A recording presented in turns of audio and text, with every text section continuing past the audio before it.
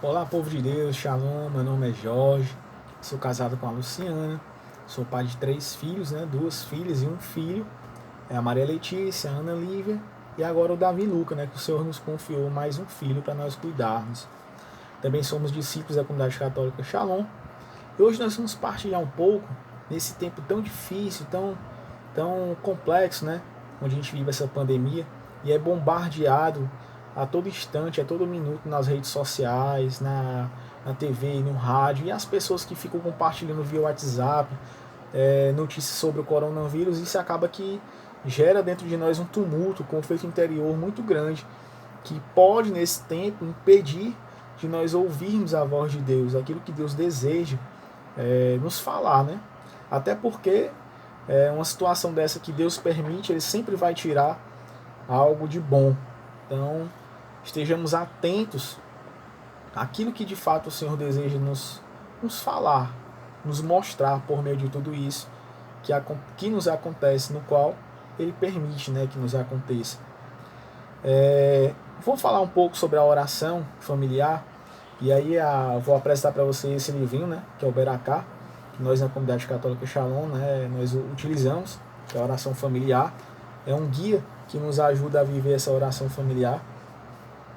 A palavra hebraica Beracá deriva da raiz bet resh kaf, que é sinônimo de joelho, genuflexão e inclinação. Então, a oração familiar, quando nós paramos com a nossa esposa, os nossos filhos para rezar, é um ato de inclinação. Eu me inclino a Deus, eu me abaixo diante de Deus. Deus se inclina a mim e me eleva. Então eu me apresento a Deus, apresento as minhas misérias, as minhas fraquezas, as minhas necessidades como família, como casal, seja ela qual for. Deus vem até a mim, se abaixa até a mim e me eleva. Deus se abaixa e eleva ao homem.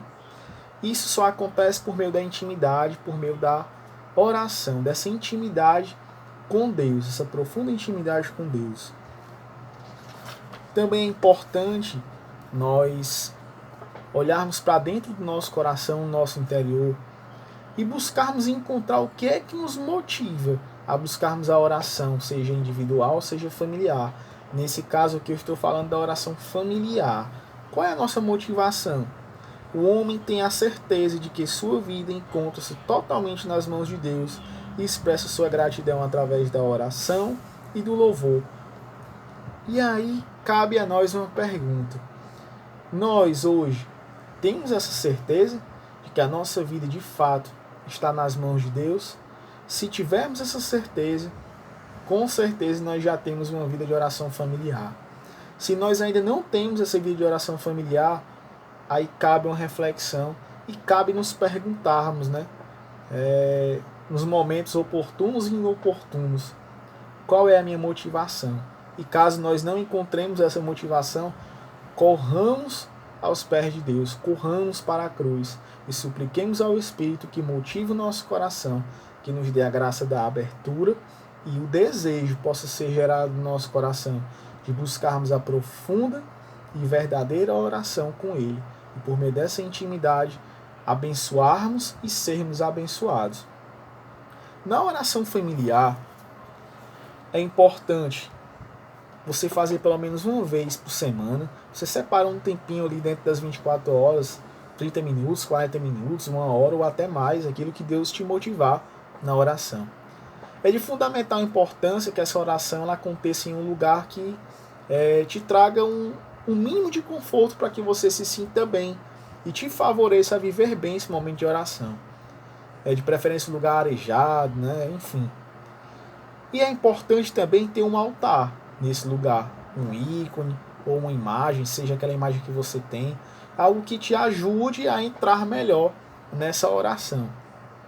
Inicia-se a oração familiar sempre com um louvor de abertura ao Espírito, suplicando a graça ao Espírito, pedindo que Deus se revele, né, por meio da oração familiar, pedindo as bênçãos do Senhor, a intervenção do Senhor sobre as realidades que você sabe que tem na sua família. Então, inicie-se sempre com essa súplica ao Espírito, até porque o homem por si só não é capaz de realizar nada, né? Outro ponto importante é fazer uma oração parada, né? não ter pressa, se concentrar realmente, se deixar ser conduzido por Deus. Rezar pela esposa, a esposa reza pelo esposo, o casal reza pelos filhos.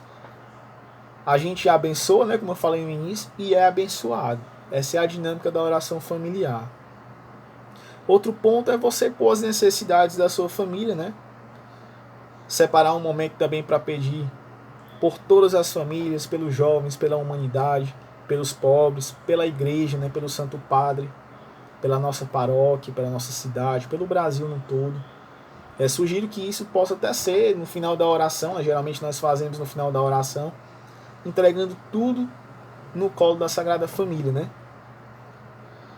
E também é importante, dentro desse momento de oração, pode ser logo após o início, né? Você inicia-se com louvor, faz um momento de entrega, faz a leitura do Evangelho do dia, e aí depois reza-se uns pelos outros. E no final, você pede por toda a humanidade, né? Faz esse momento de intercessão e entrega nas mãos da Sagrada Família, né? Jesus, Maria e José, suplicando todas as bênçãos. É muito importante. A oração é que nos sustenta, a oração é que nos move, é que nos aponta o caminho certo, que é o próprio Jesus. Vou citar aqui bem rápido 2 pontos da Sagrada Escritura e um parágrafo do Catecismo, o parágrafo 1534, onde vai falar dos sacramentos, né, do batismo, etc. E aí ele vai falar: 2 outros sacramentos, a ordem e o matrimônio, são ordenados para a salvação de outrem. Se contribuem também para a salvação pessoal, é através do serviço aos outros que o fazem. Conferem uma missão particular na igreja e servem à edificação do povo de Deus. Então é próprio do sacramento do matrimônio, né, contribuir para a salvação pessoal e através do serviço aos outros que o fazem. É um sacramento de ordem aos outros, né? Não casei para ser feliz, mas para fazer o outro feliz. Estou sempre a serviço do outro. Então a oração familiar ela vai nos impulsionando para isso, para se colocar como família, a estar sempre a serviço da humanidade, a serviço da igreja, a serviço de outros casais que não querem casar, que já escutaram um monte de coisa. Para que casar? Para dar mais trabalho na hora de separar. Então nós vamos dar testemunho com a nossa vida, dar testemunho de que é possível ser família cristã e que não há outro caminho mais feliz do que este. Outro ponto para a gente finalizar que eu queria partilhar com vocês eram 2 passagens bíblicas.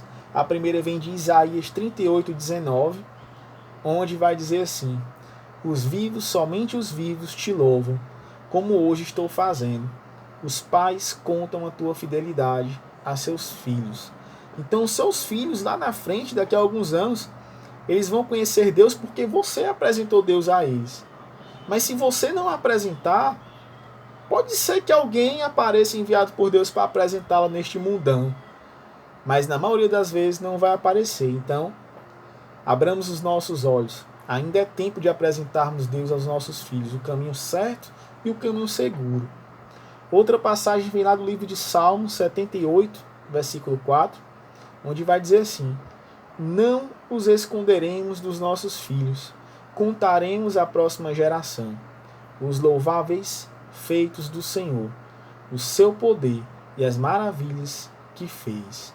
Então não escondamos, não tenhamos medo de anunciar Jesus Cristo aos nossos filhos. Não tenhamos medo de perder os nossos filhos. Você que tem filho adolescente, né, que quer seguir na comunidade de vida, que quer ser missionário, que quer ser sacerdote, que quer ser freira, não tenha medo de perder os seus filhos para Deus. Quem dera se cada um de nós perdêssemos nossos filhos para Deus. Tamanha graça nós estaríamos recebendo de Deus. Tá bom, meus irmãos?